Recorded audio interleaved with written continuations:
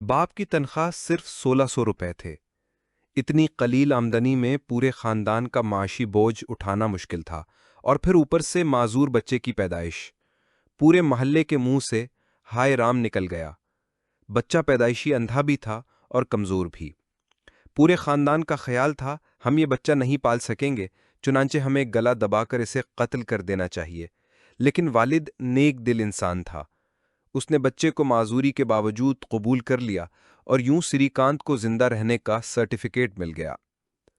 आंध्र प्रदेश के श्रीकांत बोला के लिए यह सर्टिफिकेट जरूरी था, क्योंकि उसने आगे चलकर दुनिया भर के अंधों के लिए टॉर्च बनना था।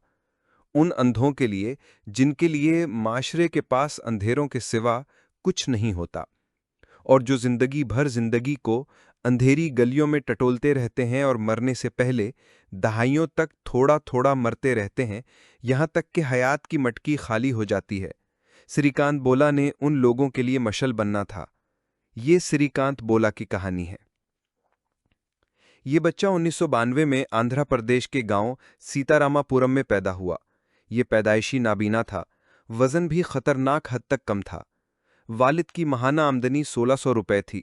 चुनांचे रिश्तेदारों और मोहल्लेदारों ने मशवरा दिया, बच्चे को गला दबाकर कत्ल कर दो, तुम ये बच्चा नहीं पाल सकोगे।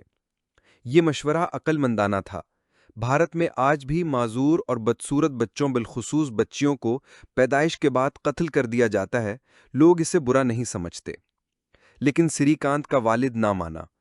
उसने बच्चे को पालने बल्कि आला तालीम देने का फैसला कर लिया। बाप उसका वाहिद सहारा था। वालिद ने उसका हाथ थामा और उसे बोलना, चलना, फिरना और टटोलकर चीज़ों की माहियत को समझना सिखा दिया। श्रीकांत जब स्कूल जाने की उम्र को पहुंचा तो वालिद ने उसे गांव के स्कूल में दाखिला करा दिया। लेकिन स्कूल में उसके साथ इंतहाई हतक आमेज सलूक किया जाता था।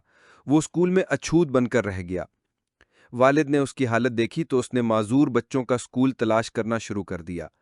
सीतारामपुरम से माजूर बच्चों का करीब तरीन स्कूल हैदराबाद में था। वालिद ने उसकी उंगली पकड़ी और उसे हैदराबाद छोड़ाया।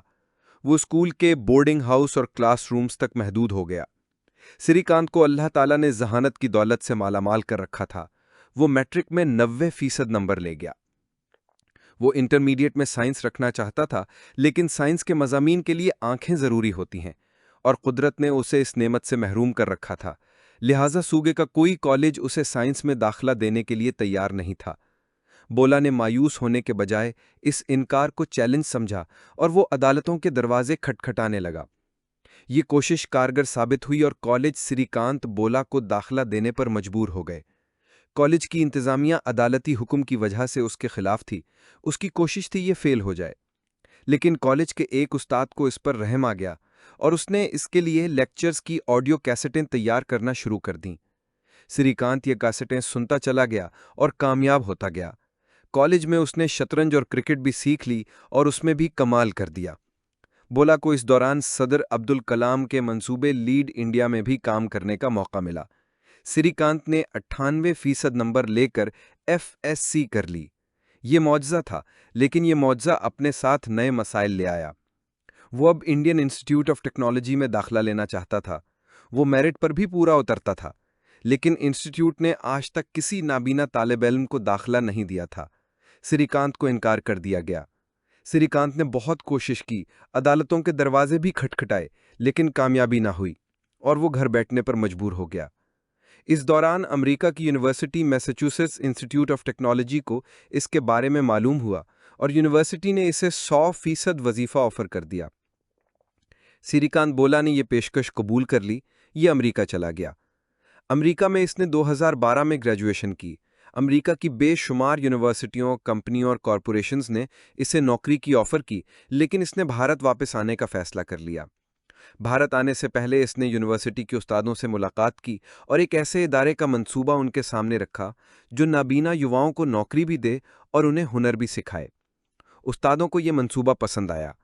उन्होंने ये प्रोजेक्ट यूनिवर्सिटी के सिंडिकेट में पेश कर दिया।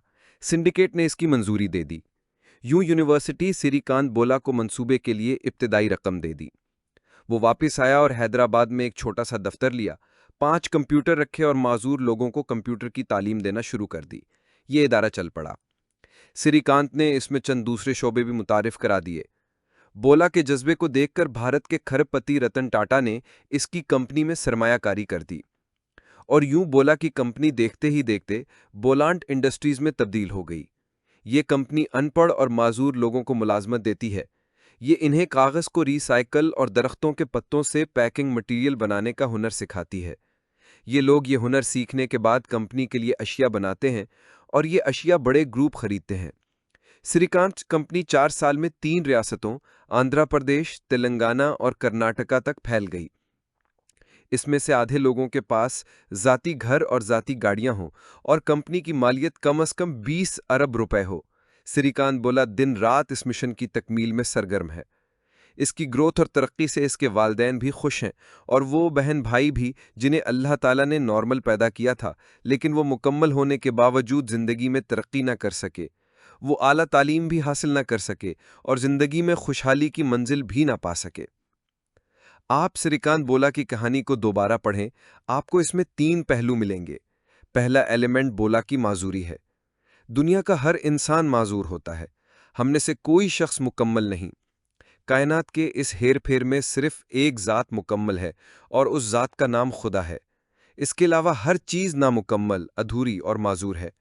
हम सब लोग कोई ना कोई माजूरी लेकर पैदा होते हैं, बस हम में से कुछ लोगों की माजूरी दूसरों को नजर आ जाती है और बाकी की माजूरी कपड़ों, वजूद और दिमाग में छुपी रहती है और ये सिर्फ उनके करीबी लोगों को दिखाई देती है या फिर इसे ढूंढना पड़ता है। बोला भी हमारी तरह एक माजूर इंसान था, लेकिन इसकी माजूरी दूसरों को दिखाई देती थी। ये नाबीना था मगर ये दूसरे मामलात में जिंदगी में एक मुकम्मल इंसान था। दूसरा पहलू, बोला को जिंदगी में 3 हेल्पिंग हैंड मिले।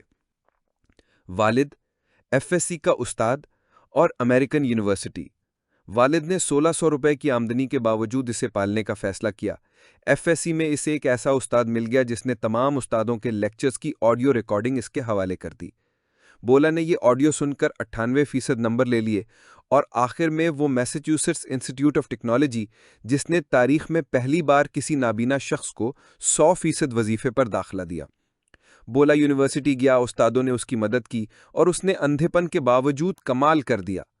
और बोला की कहानी का तीसरा पहलू उसका हौसला, उसकी मुस्तकिल मिजाजी और उसका शिकस्त ना मानने का जज्बा है। ये पैदाइशी तौर पर माजूर और कमज़ोर था, लेकिन इसने कमज़ोरी और माजूरी को अपने रास्ते का पत्थर ना बनने दिया। ये मुस्तकिल मिजाजी से डटा रहा और टटोल टटोल कर आगे बढ़ता रहा, यहाँ तक कि ये कामयाब हो गया। मगर कामयाबी के बाद इसने एक और कमाल किया। ये अपने दही का कुंडा उठाकर घर नहीं गया, इसने अपनी कामयाबी को जाग बना दिया। ये अमेरिका से वापस आया, इसने कंप्यूटर ट्रेनिंग का छोटा सा इदारा बनाया और अपने जैसे माजूर तलाश करके उन्हें भी श्रीकांत बोला बनाने लगा। ये इसकी कहानी का शानदार तरीन पहलू है और ये पहलू साबित करता है आप जब कामयाबी को अपनी नाक की नथ या कान की बाली बना लेते हैं तो आप खुद गर्ज हो जाते हैं, एक खुशहाल और कामयाब खुद गर्ज। लेकिन जब आप अपनी कामयाबी को दूसरों में बांटने लगते हैं, आप दूसरों को सिखाने का बेड़ा उठा लेते हैं, तो फिर आप लीडर बन जाते हैं, आप इनकलाबी हो जाते हैं। और श्रीकांत बोला एक लीडर है, एक सच्चा और खरा इनकलाबी लीडर। काश हम लोग श्रीकांत बोला की तस्वीर अपनी मेज़ों पर लगा लें और रोज़ इस तस्वीर को देखें और अपने आप से 2 सवाल पूछें। मैं जिस्मानी लिहाज से बोला से बेहतर हूं, लेकिन मैं इससे पीछे हूं, क्यों? और मैं भी कामयाब हूं, लेकिन कामयाबी को श्रीकांत बोला की तरह दूसरों के साथ शेयर नहीं कर रहा, क्यों? मुझे यकीन है ये 2 सवाल हमें चंद माह में ज़हनी, जिस्मानी और रूहानी माजूरी से आज़ाद कर देंगे। हम भी श्रीकांत बोला बन जाएंगे, एक ऐसा श्रीकांत बोला जिसे उसका अंधापन भी रोशनी बांटने से नहीं रोक सका।